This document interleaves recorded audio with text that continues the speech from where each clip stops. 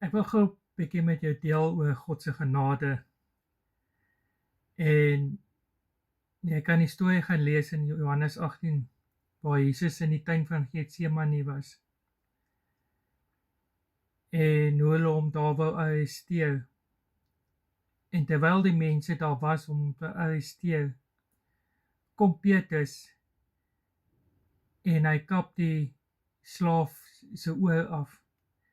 Maar Johannes 18 vers 10 is baie duidelik daaroor dat hy die regter oor van die slaaf afgekap het.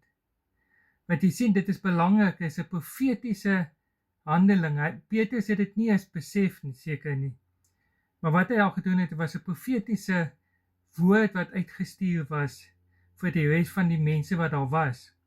Want dit was belangrike mense wat daar was. Dit was geestelike hoë mense wat daar in die tuin Jesus in hegtenis wou geneem het, onder andere die priesters. Want jy sien, hoekom die regter oor? Want die regter oor, kan jy gelees onder andere in Eksodus 29 vers 20, dat as priesters afgesonder was vir hulle amp, was hulle gesalf en onder andere die regter oor, om God se stem te hoor. Maar terwyl die priesters, die priesterhoofde, om spesifiek te wees wat die Bybel daar sê, in die tuin was, het hulle nie God se stem gehoor om te verstaan dat Jesus die seun van God is nie. Maar jy weet, ten spyte van die menslike sondige natuur en ons stubbornness om te wil hoor,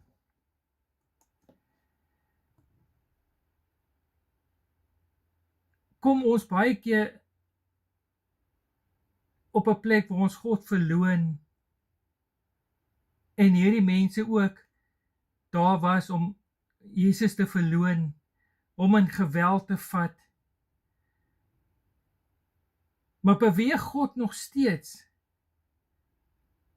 om die mens te genees en te herstel?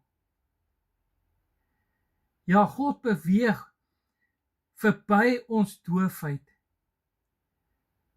sodat ons hom kan hoor en kan ervaar wie en wat hy is.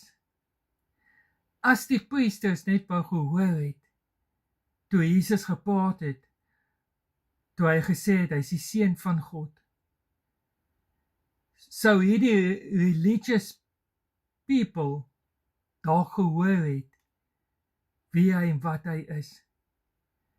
En dalk is ons ook geestelik doof vandag, en moet hoor, dat ons ore oopgemaak word, om te hoor wat God vir ons wil sê in hierdie tyd waarin ons lewe. Want om net religious te wees, bring jy nie die verhouding met God nie. Ons moet God hoor, wanneer hy met ons praat. God bless.